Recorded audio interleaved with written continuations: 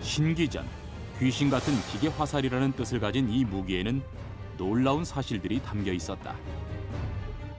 신기전을 보면은 앞부분에 약통이라고 해서 이 화약을 집어넣었던 원통형의 통이 이렇게 그려져 있고 그리고 그 옆에 그 화살이 그려져 있기 때문에 그거를 보면서 이제 제가 이 신기전이 우리나라 최초의 로켓 추진용 화약 무기다 하는 거를 이제 확인하게 됐습니다. 굉음을 뿜으며 솟구쳐 날아가는 화살. 동력 장치에 의해 발사되어 관역에 꽂히는 신기전. 신기전의 정체는 로켓 무기였다. 왜 로켓일까? 현대와 왜 같을까?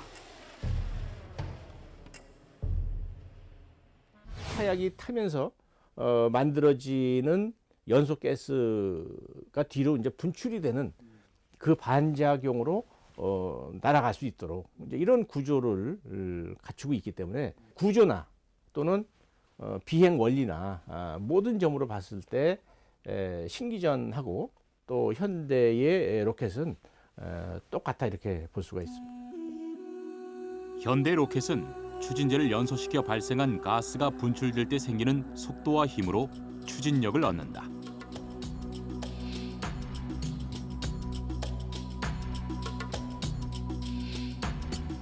신기전 역시 점화선에 불을 붙여 화약이 타들어가면서 배출되는 연소가스를 분출해 날아가는 현대 로켓의 원리를 갖추고 있다.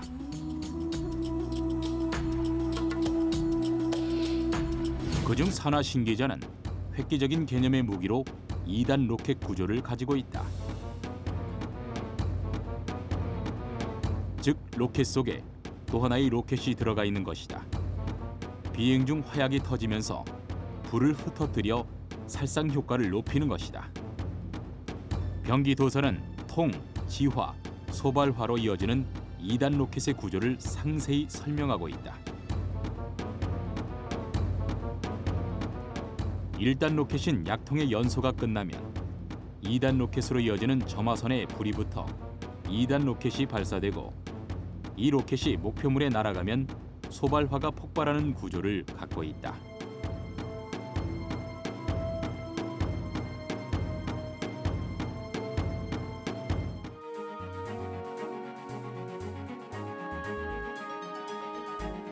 먼저 산화 신기전보다 단순한 형태의 대신기전부터 쏘아보기로 했다.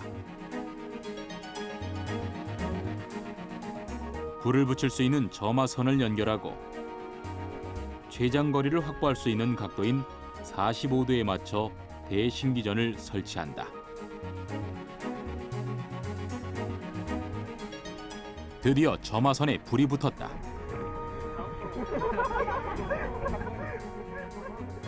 몇 차례의 실험 결과 대신기전의 사거리는 약 1km 정도인 것으로 나타났다. 현대의 탄도미사일과 같은 대신기전은 최대 3km까지 사거리를 확보할 수 있다고 한다.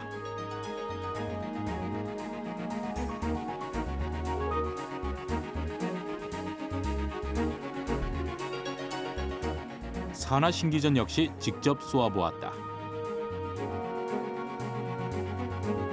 중간에 한 번의 폭발 이후 작은 2단 로켓이 발사되는 것을 볼 수 있다.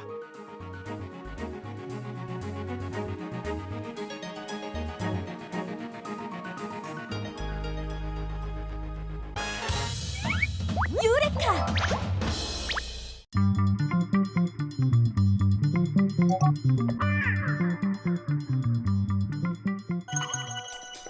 (2013년) 영국에서는 신장 2m의 바이오닉맨 렉스가 등장했죠. 그의 몸은 인공 피부, 인공 심장, 그리고 팔다리 등 인공 장기로 구성됐죠. 그리고 이에 멈추지 않고 인공장기 개발은 계속되고 있는데요. 머리부터 발끝까지 전신에 걸쳐 그 범위를 넓혀가고 있는 건 물론 실제 장기와 다름없이 기능할 수 있도록 계속 진화하고 있죠.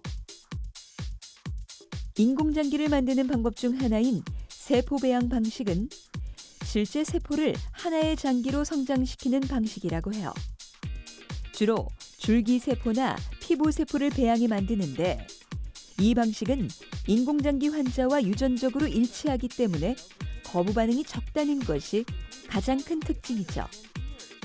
또 다른 방법인 3D 프린터는 본래 기업에서 시제품을 만들기 위한 용도로 개발됐지만 기술이 급속도로 발전하면서 의료계에서도 활용도가 점차 높아지고 있죠.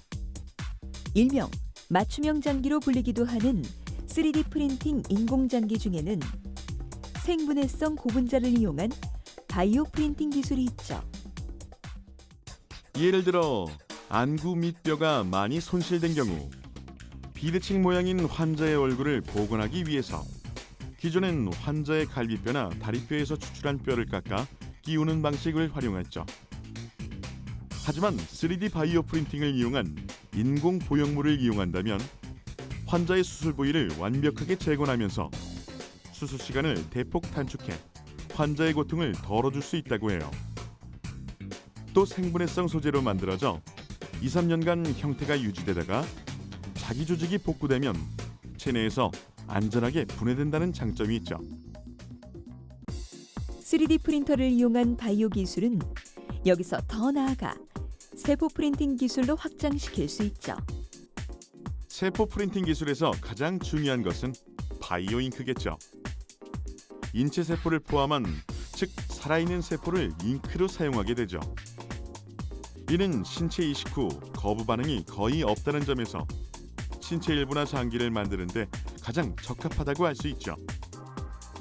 실제로 3D 프린터기가 세포가 섞인 잉크를 쌓아 올려 인공귀를 만드는데 성공한 사례가 있는데요. 이렇게 만들어진 귀는 실제 쥐에 이식해 2개월 후 확인해 보니 이식된 귀에서는 귀의 혈관이 새로 자라났고 근육의 기능도 정상적으로 작동했다고 해요. 인공장기의 가능성을 보여준 사례라고 할 수 있죠. 뿐만 아니라 세포 프린팅 기술을 이용해 간, 신장의 유사장기를 만드는 데 성공하기도 했죠. 이러한 유사장기는 현재 신약 실험이나 동물 실험 대체용으로 사용되거나 또 독성 실험에 아주 유용하게 쓰이고 있다고 해요. 장기가 완전히 손상된 경우뿐 아니라 부분 손상되거나 일부의 병변이 발생했을 때도 세포 프린팅 기술은 유용하게 활용할 수 있다고 해요. 환자에게 반창고를 붙이듯이 세포를 패치 형태로 프린트에 붙이면 패치의 세포가 병변 부위에 침투해 조직을 재생하고 혈관을 생성해주는 기능을 하게 되는 거죠. 실제로 바이오 잉크에 심근세포와 줄기세포들을 같이 봉입을 해서 패치 형태로 프린팅해 심근경색을 유발한 쥐에다가 부착을 했더니 심근벽이 다시 두터워지면서 심장이 재기능을 하는 것을 확인할 수 있었다고 해요.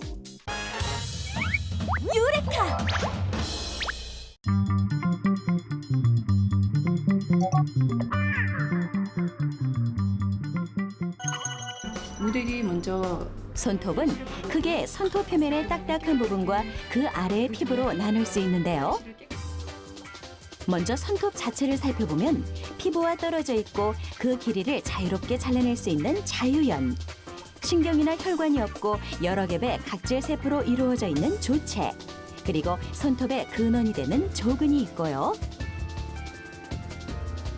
손톱 아래 피부에는 손톱 자체를 받치고 있으며 수분 공급을 담당하는 조상, 손톱 각질을 생산하고 성장을 조절하는 조목, 그리고 케라틴화가 완전히 되지 않는 여린 부분인 반홀이 있습니다.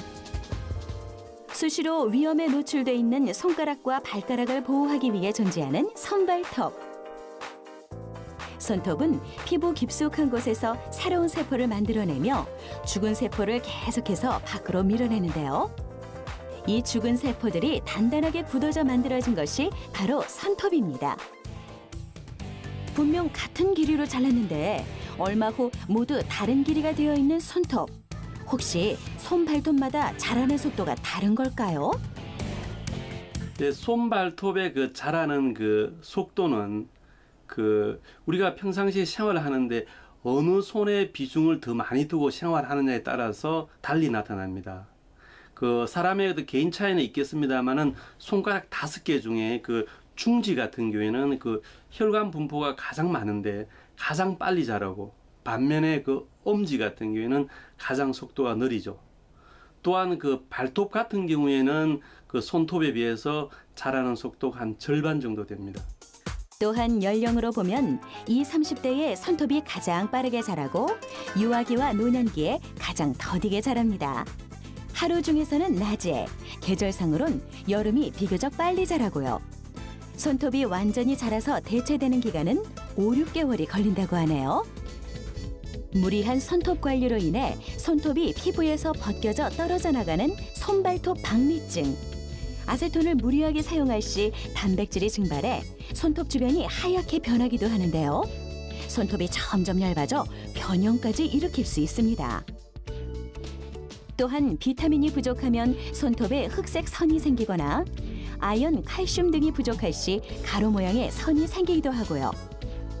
단백질이나 칼슘이 충분히 공급되지 못할 때에는 작은 충격에도 쉽게 깨지거나 갈라지는 등의 증상이 나타날 수 있습니다. 유레카!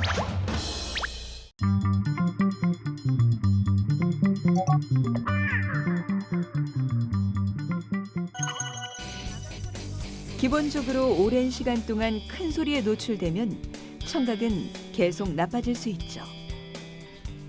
또한 직접적인 영향 이외에도 사람에게 정신적인 스트레스를 지속적으로 준다고 하죠. 하지만 소음이라고 해를 끼치는 소리만 있는 건 아니에요. 백색 소음은 오히려 약이 되는 소음이라고 하죠.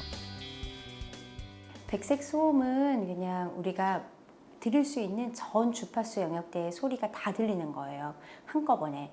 신호가 있는 신호음도 아니고, 그리고 다른 어떤 기분 나쁘게 하는 기분 나쁜 소음도 아니기 때문에 특별하게 뇌에서 어떤 자극 신호를 받아들이는 반응들로 잘 나타나지가 않습니다. 그래서 백색 소음이 어떻게 보면은 좋은 소리라고 생각할 수도 있는 건 거죠. 백색 소음은 귀에 쉽게 익숙해지기 때문에 작업에 방해되는 일이 거의 없다는 거죠. 오히려 거슬리는 주변 소음을 덮어주는 작용을 한다고 해요. 파도 소리, 빗소리, 폭포 소리 등 자연의 소리 외에도 진공 청소기 소리나 사무실의 공기정화장치 소리 등이 모두 백색 소음이라면서요? 이 백색 소음은 스트레스 해소와 집중력 향상 등 일상의 휴식과 정신 건강에 많은 도움이 되는 걸로 알려져 있어요. 이런 소리마저 찾아 들어야 할 정도라니 이거 너무 씁쓸한데요? 그렇죠. 기술이 발전할수록 사람의 말소리 대신 기계음만이 늘어나고 있는 게 아닌가 싶은데요. 우리의 청각을 상대의 따뜻한 말소리에 기기 요리는데 더 많이 사용할 수 있었으면 좋겠네요.